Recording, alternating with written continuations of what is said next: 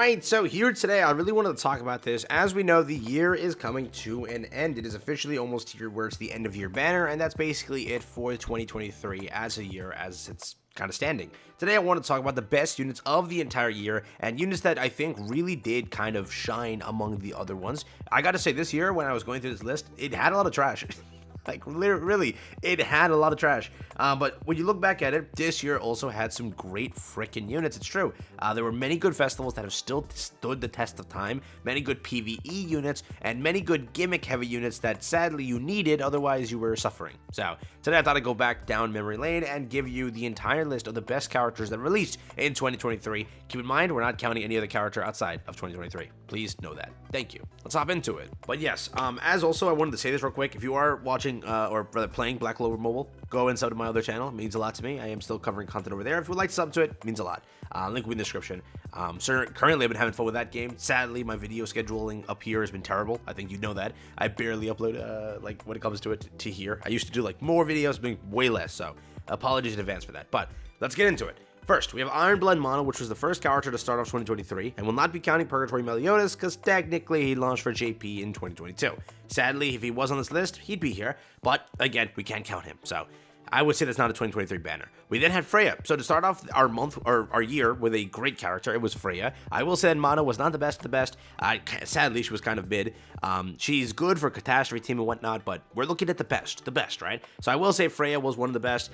Sadly, you kind of needed her because she was the relic-based character based on Nidhogg. So you missed Freya. Well, GG's. That's your Demonic Beast character you missed out on. But as time progressed, you got a better character also. But that's not to discredit this. I still like the team with Freya and with Margaret to be the clear team for Nidhogg. So you kind of need both. Well, yeah, you do need both, right? So there is that. Well, you don't need both, but it's good to have both. That's what I'm trying to say. So that is there. I will still consider her one of the best characters because sadly, again, you need her to kind of beat a certain content. I may or may not have spoiled something just now, but who knows? Let's keep going here. After Freya, we did get New Wings King. I'm not going to say he's the best. He is damn good, though. He is really going to go and stomp Chaos Arena when that drops again for PvP. But I'm not going to say he's the best. He really doesn't have like a team. I really haven't run into a New Wings King that has folded me into pieces. But I will say that he is a good character. Not going to say the best here for the sanctity of this list, but, you know, we'll say he's good. Mael over here, yes, sadly, I know. You're going to be like, dude, Mael's not the best. He is. Why? Because look at it. When you had that team for what is it, Hero Arena, who is one of the teams that is a core team? It's Mael. Mael and the Goddesses are a absolute core team when it comes to Hero Arena, and he was very strong, and now is very strong due to the fact of Elizabeth's release. This character is just too good, and skipping out is a terrible thing you could have done. This character was used for a lot of final bosses this year. This character is used for Hero Arena constantly, an absolute tank of a character, and just the kind of culmination of what Goddess team really was. Well, Liz took that now, but still a very good character, and I would say one of the best ones this year. Definitely, I would say that, all right?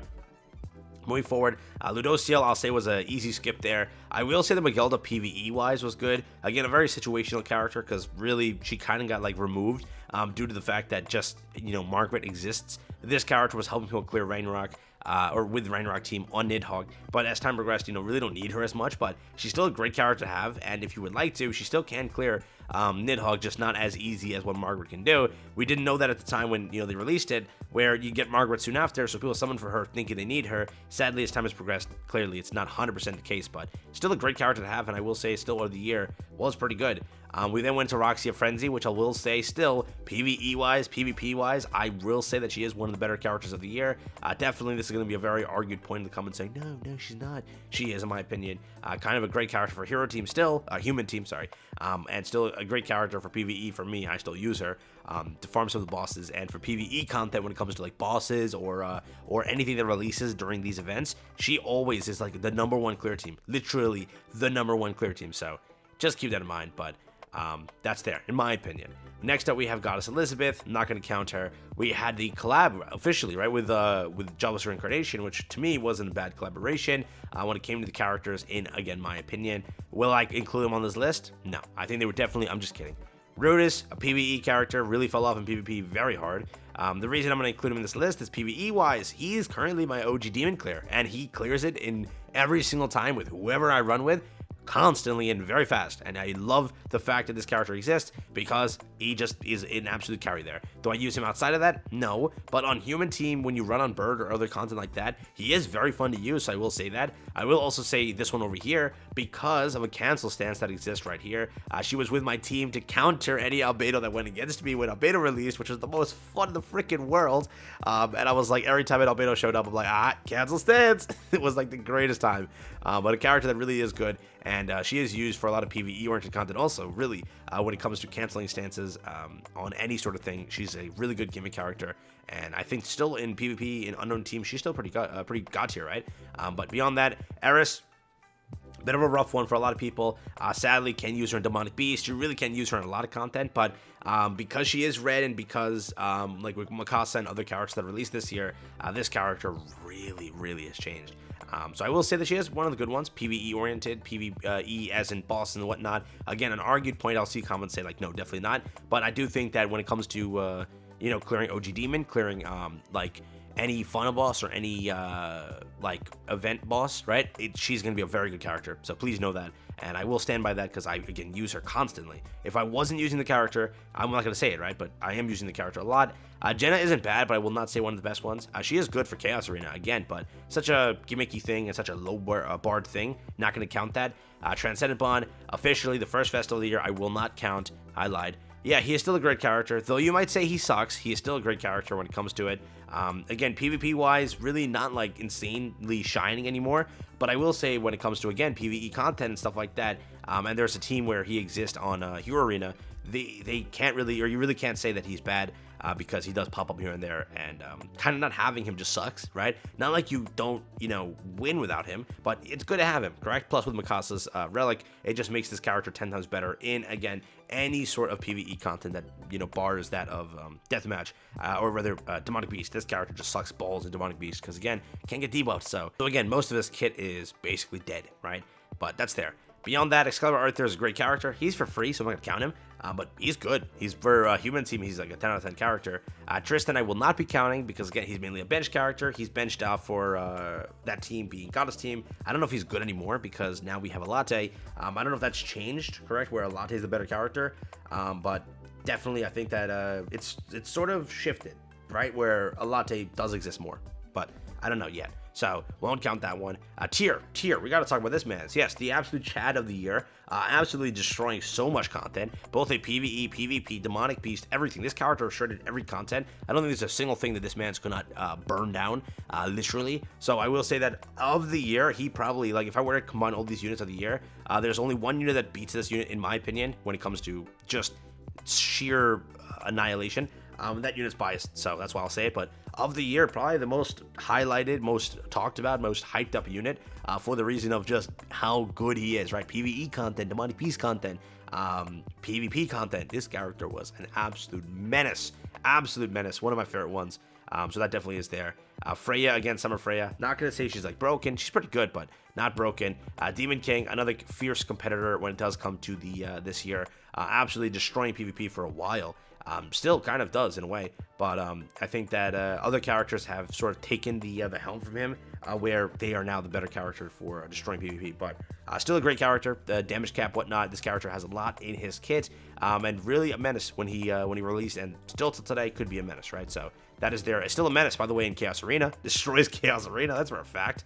An absolute annoying character to deal with. You know, in Chaos Arena, because again, they do like the Tarm Link plus Chandler and counter up, so you can't really do much. But you know, that is there. Ludociel, sadly, again, gotta consider her because she was just. Did I open the wrong Ludociel, bro? I did. This year, you did get Ludociel being another one, being the Nidhogg unit, and this Nidhogg unit was absolute. I did open the wrong one. They just put the wrong. What? Look, I'm clicking this one, right? Let me click this one. That's that. Now, if I click that other one, it didn't work, so I don't know why. But that is Red Margaret. She is the Nidhogg character. She is a broken character for Nidhogg clearing.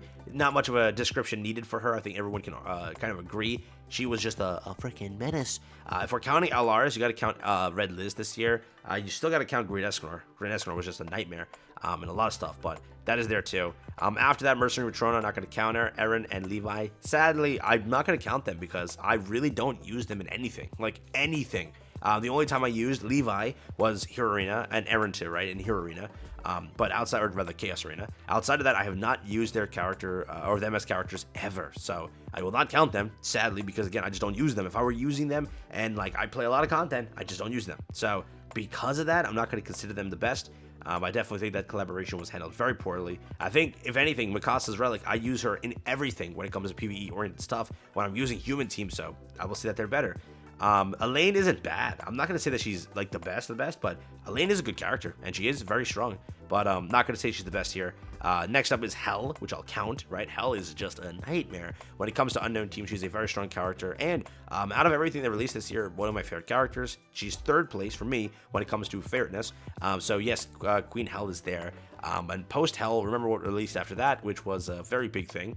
That being Truthseeker Merlin, not going to counter, but it was the Overlord collaboration, and the character that was hyping up as my #1 of the year was Albedo. Albedo was just too freaking good, dude.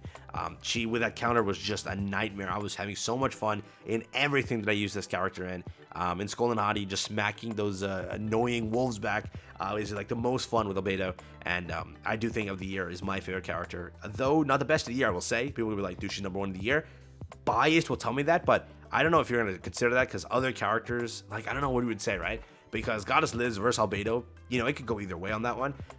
Liz is just a nightmare too, but if you were to look at it, she just destroyed, right? Albedo just destroys. In my opinion, like when it came to demonic beast farming and whatnot, I like Albedo more than I like any other character this year. But on Tier and Albedo, I would say those two are just my highlights of the year, honestly. I also will consider out of the collab Shalltear. I will consider Ainz, but just sadly, I'm not going to count him as the best, just because he's very gimmick heavy also, to where you kind of want to 6-6 and whatnot, because it really gives the damage reduction a big boost. But I will say Shalltear is just the highlight because she is also very damn good. And for other content, she is insane. And for, if you don't already know, Hero Arena, there's a team that revolves around Albedo and Shalltear, because the lifesteal she provides for the team is just chef's kiss. It's immaculate, right? And the last character that I will consider for this video, that character will in fact be Elizabeth. Yes, Bloody Ellie, Brilliant Protection, Queen Ellie, what do you want to call her? This character is the DPS, who's just a nightmare, a beautiful character to deal with, a very strong character, and I will say, of the year, probably, I don't want to say best Fez of the year, but dude, she is nuts, bro. She is actually nuts, and I'm actually happy they didn't restrict her to one team only. She actually has that thing where she can work on all team, or many teams, right? What is it exactly? Where do I see that using this thing? God, is it Goddess Wrath? Is it applicable ally? Yeah, so it's gonna be goddesses, humans, and 7 deadly sins, right? So again, she works basically everywhere minus unknown, right? So this character is very, very strong. Well, and that and demons, but well, and fairies and giants. Okay, what I'm trying to say is goddesses, humans, and 7 deadly sins. She's a very good character, and there's a lot of characters to pair her up with. Let's say that Arthur releases. I really wonder what's gonna happen, if that ever happens. Who knows? But that could actually fit super well with this. And this character isn't like restricted, so I do like it where they kind of went with this one. But I will say, let me know what you think about this. Again, very good character of the year, and I think that these are my best characters of the year. Let me know what you think, if I missed anybody, if I didn't include anybody, or if I included somebody wrong. I will say that I'm more so correct on this one, but I'm willing to hear off the comments. So again, thanks for watching. Sorry for the long video here, but yeah, hope you enjoyed it, and I'll catch you in the next one. Have fun and take care.